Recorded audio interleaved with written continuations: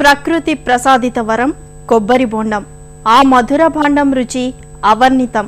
కల్పవృక్షంగా, ఆరోగ్య రక్షకంగా కొబ్బరి మేలు అద్వితీయం. పుణ్య పూజల దివ్య ఫలమే కాదు, సహస్ర ఉత్పత్తి కారక వనరు కూడా. తల్లిలా చేసే లాభం, కొడుకులా ఆదుకునే శక్తి కొబ్బరికే సొంతం. ఎవరు ఎక్కడ బీజం నాటారో కానీ నేడు దేశ దేశాన అమృత పానీయంగా చరిత్రకెక్కింది. నింగే హద్దుగా ఎదిగే కొబ్బరి తోటలు మెండుగా ఉన్న దేశాలలో 3వ స్థానం మనదే. దేశవ్యాప్తంగా కోట్లాది మందికి ఉపాధినిస్తూ ఆదాయ కల్పనలో వెన్నుదన్నుగా నిలుస్తోంది. ఇక కేరళ తర్వాత అత్యధిక కొబ్బరి వనాల విస్తీర్ణం ఉన్నది ఆంధ్రప్రదేశ్లోనే. నేడు ప్రపంచ కొబ్బరి దినోత్సవం పురస్కరించుకుని సిరుల కల్పవృక్షం విలాస విలాపం చూద్దాం.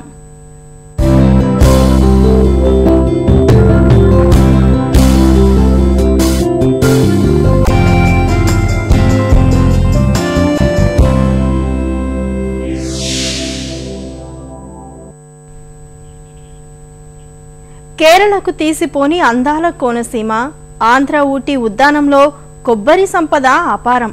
అలాగే ఉభయ గోదావరి, కృష్ణా, చిత్తూరు తదితర జిల్లాల్లోనూ కల్పవృక్ష సోయగం విస్తారం. నాణ్యమైన కొబ్బరి దిగుబడిలో మనకు సరిసాటి ఎవ్వరూ లేరు. అన్నీ ఉన్న అల్లుడి నోట్లో శని అన్న తీరుగా లక్షల ఎకరాల్లో తోటలు విస్తరించినా సరైన ఆదాయం రావడం లేదు. శతాబ్దాలుగా కొబ్బరిని నమ్ముకున్న రైతుల జీవితాలు మెరుగుపడడం లేదు. కొబ్బరి పీచు, నూనె తయారీ మినహా మరో నూతన పరిశ్రమ రాలేదు.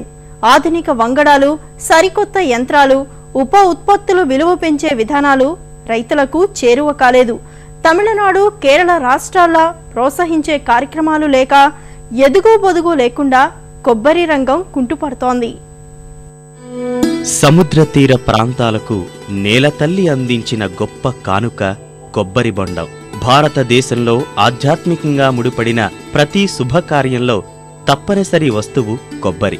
నారికేళం కొట్టనిదే ఏ పని మొదలు పెట్టని విధంగా సంస్కృతితో కొబ్బరి బంధం అల్లుకుంది. సాగుపరంగా 3వ స్థానంలో ఉన్న మన దేశంలో 21 లక్షల హెక్టార్లలో తోటలు విస్తరించాయి. 65 లక్షల మంది రైతులు, 1,20 లక్షల మంది ప్రజలు కల్పవృక్షంపై ఆధారపడి జీవిస్తున్నారు. కేరళ తర్వాత ఆంధ్రప్రదేశ్లోనే చెట్ల సంఖ్య అధికం. 1,05,000 హెక్టార్లలో విరాజిల్లుతున్న కొబ్బరి చెట్లు తెలుగు నేలను సుసంపన్నం చేస్తున్నాయి. అంబాజీపేట పరిశోధనా స్థానం 1991లో విడుదల చేసిన గోదావరి, గంగా అనే సంకర రకాలు రాష్ట్ర వ్యాప్తంగా సాగవుతున్నాయి. ఈ కొబ్బరి అనేది మరి ఒక కల్పవృక్షంతో సమానంగా చూసుకుంటారు రైతులు. ఎందుకంటే దైవారాధనకి అంతకన్నా పరిశుద్ధమైనటువంటి జలం తీసుకురాలేం, ప్రకృతి పరంగా వచ్చినటువంటి జలం అని చెప్పి మరి ప్రతి దేవాలయాల్లోనూ, ఉత్సవాల్లోనూ, మరి రెగ్యులర్గా ఇళ్లలోనూ, గూడల్లోనూ పూజ చేసుకునేటువంటి కొబ్బరినే వాడతారు. అంతేకాకుండా మరి కొబ్బరి అనేది నీళ్లు కానీ, కొబ్బరి కానీ మనిషి ఆరోగ్యానికి చాలా మంచిది. కొబ్బరి పండించే రాష్ట్రాల్లో ఆంధ్రప్రదేశ్ రాష్ట్రం ప్రధానమైనది. ఉద్యాన పరిశోధన స్థానం అంబాజీపేట వారు గోదావరి గంగా అనే హైబ్రిడ్ ని 1991లో విడుదల చేయబడింది. ఈ గోదావరి గంగా అనే హైబ్రిడ్ మనకి రైతులు ఎక్కువగా పండిస్తున్నారు. అమృత భాండాగారం, మధుర పానీయం, సిరుల కల్పవృక్షం, ఇలా కొబ్బరికి ఎన్నెన్నో పేర్లు. పేరుకు తగ్గట్టుగానే ఆరోగ్యదాయని, ఆదాయ వనరుగా నమ్ముకున్న వారికి సిరులు కురిపించింది. పుత్రోత్సాహం లేని కుటుంబాలకు పెద్ద కొడుకుగా జీవనోపాధిని చూపింది. అంతర పంటలు, కొబ్బరి పీచు, కొబ్బరి అందాలకు నిలయమైన కోనసీమలో ఎన్నో పరిశ్రమలు రకరకాల కళాత్మక వస్తువులు సృష్టిస్తున్నాయి. అయితే ఈ వైభవమంతా చరిత్రలోకి జారుతోంది. కొబ్బరి నుంచి ఆదాయం వస్తుందన్న భరోసా నేడు రైతులకు లేకుండా పోతోంది. ఇప్పుడు చెట్టెక్కి నాదుడు లేక మిషనరీకి ఆధారపడి ఉన్నాము. మీరు ప్రభుత్వం వారు ఏదైనా సులువుగా కొబ్బరి చెట్టు ఎక్కి విధానాలు చూపించవాలని కోరుతున్నాను. రెండోది, అంతర పంటలు వేసుకోవటానికైనా దేనికైనా రైతుని సహకరించే ప్రభుత్వం ఇప్పటికి ఏదీ కనపడట్లేదు. దానికి అనుకూలంగా పచ్చిరొట్టలు ఎరువులు వేసుకోవడానికి వాటికి విత్తనాలు సప్లై చేయాలి. కొబ్బరికాయ దాచుకోవాలి అనుకున్నా, నిలవచ్చినప్పుడు రేటు బాగున్నప్పుడు అమ్ముకోవాలనుకున్నా గోడౌన్లు కావాలి. దానికి చిన్న చిన్న రైతులకి మీడియం గోడౌన్లు ఏర్పాట్లు చేయాలి. ఇలాంటి చిన్న చిన్న పనులు చాలా ఉన్నాయి.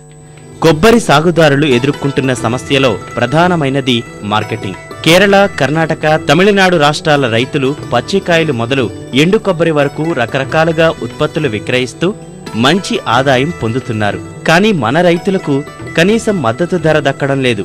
వినియోగదారుడు చెల్లిస్తున్న ధరలో పావువంతైనా రైతుకు రావడం లేదు.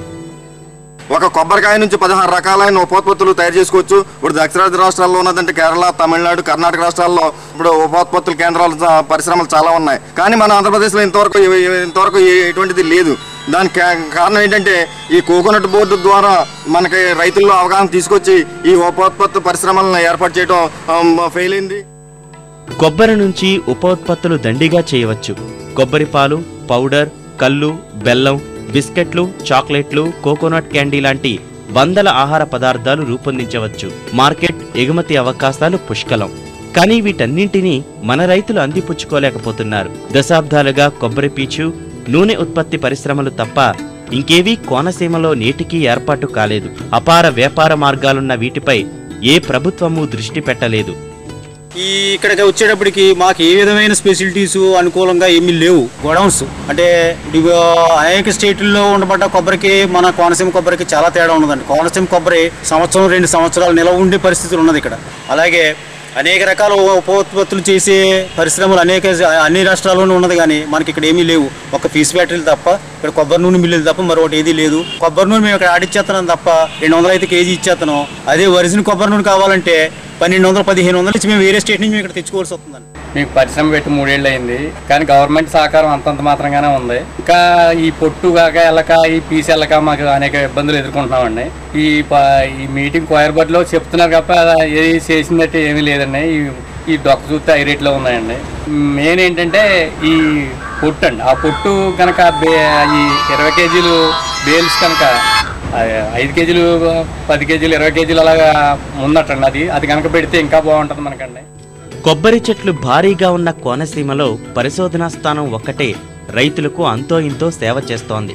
సాగు, ఉత్పత్తుల వృద్ధి కోసం ఏర్పడిన కొబ్బరి అభివృద్ధి బోర్డు ప్రాంతీయంగా శాఖలు ఏర్పాటు చేసిన కోనసీమలో మాత్రం కార్యాలయాన్ని తెరవలేదు.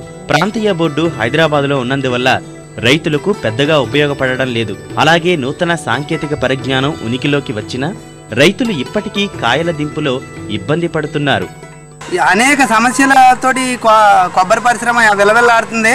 ఎందువల్లంటే ముఖ్యంగా కోనసీమలో కొబ్బరి చెట్లు దింపు తీసే కార్మికుల కొరత చాలా ఎక్కువగా ఉంది.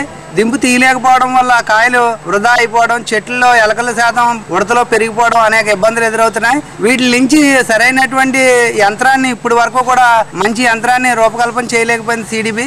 అలాగే ఇక్కడ కోనసీమలో ఎంతసేపు చూసినా కొబ్బరికాయలు లేదంటే కొబ్బరి పీసే తప్ప ఉత్పత్తులైనటువంటి డెసికేటెడ్ కోకోనట్ పౌడర్ కానీ, కోకోనట్ వాటర్ ప్లాంట్ కానీ, లేదా నీరా కానీ, లేదా కోకోనట్ చిప్స్ కానీ, వెనిగర్ కానీ, ఇలా హనీ కానీ, milk based coconut milk based products కానీ ఏవి కూడా రైతులకి అందుబాటులో లేవు. అలాగే కొబ్బరి పొట్టు నుంచి సేంద్రియ ఎరువు తయారు చేయొచ్చు. దీని మీద కూడా సరైన శ్రద్ధ లేదు. కోకోనట్ డెవలప్మెంట్ బోర్డు కేరళలో ఉందండి. తర్వాత ఇప్పుడు మాకు హైదరాబాద్ లో కోకోనట్ బోర్డు ఉంది. కొబ్బరికి ముఖ్య కేంద్రం కోనసీమ. కోనసీమలో లేకుండా హైదరాబాద్ లో ఉంది. మాకు దీని సమాచారం కూడా సరిగ్గా తెలియట్లేదు. ప్రతికూల వాతావరణం కొబ్బరి రైతులకు శాపంగా మారింది. 4-5 ఏళ్లకు విరుచుకుపడుతున్న విపత్తులతో చెట్లు నేల కూలుతున్నాయి. 1996 తుఫాను, 2013 ఫైలిన్, 2014 హుదూద్ ధాటికి తోటలు కకావికలమయ్యాయి. భీకర గాలులకు మాను, మొవ్వలు కదిలిన వృక్షాలు సరైన కాపు ఇవ్వడం లేదు. గోరుచుట్టుపై రోకటిపోటులా తెగుళ్ల బెడద ఎక్కువై దిగుబడి భారీగా తగ్గింది. అధికారుల సలహాలు, సూచనలు, క్షేత్ర పరిశీలనలు లేక రైతులు తీవ్రంగా నష్టపోతున్నారు. కొబ్బరి చెట్లు తెగులు ఇది మన గజ్జి తెగులు అంటారు. దాన్ని అది ఎక్కువగా ఉంది. పిండి రాలిపోవటం ఈ ఎండలకి. తర్వాత ఏమో ఈన తెగులని ఆకు తినేస్తుంది. అది పురుగు అది పోవట్లేదు. ఆకంతా మొత్తం ఎండిపోతుంది. తెగుళ్ళు అంటే ఈ గుళికలు అనేవి ఏరుకి కట్టడం చేయటం అంతవరకే జరుగుతుంది. అందుకు మిక్కిలి డిపార్ట్మెంట్ అగ్రికల్చర్ వాళ్ళు ఎవరో వచ్చి చెప్పడం కానీ. కల్పవృక్షం శ్రేష్టతను, ఉపోత్పత్తుల సామర్థ్యాలను ప్రభుత్వాలు గుర్తించడం లేదు. కాబట్టే మన రైతులు కొబ్బరి అంటే విముఖత పెంచుకుంటున్నారు. సర్కారు చేయూతలేక తోటల్ని తొలగించేస్తున్నారు. కొబ్బరి ఆధారిత పరిశ్రమలు ఏర్పాటు చేస్తామన్న మాటలే తప్ప చేతల్లో ఏలికలు నిరూపించడం లేదు. శీతల పానీయంగా కొబ్బరి నీళ్లను మార్కెటింగ్ చేయడానికి పెప్సీ కంపెనీతో చర్చలు జరుపుతున్నామని గతేడాది ప్రకటించిన తెదేపా ప్రభుత్వం ఆ సంగతే మరిచిపోయింది. కేరళ తరహా విధానాలు పట్టాలెక్కినప్పుడు కల్పవృక్షం తలెత్తుకుని నిలబడుతుంది.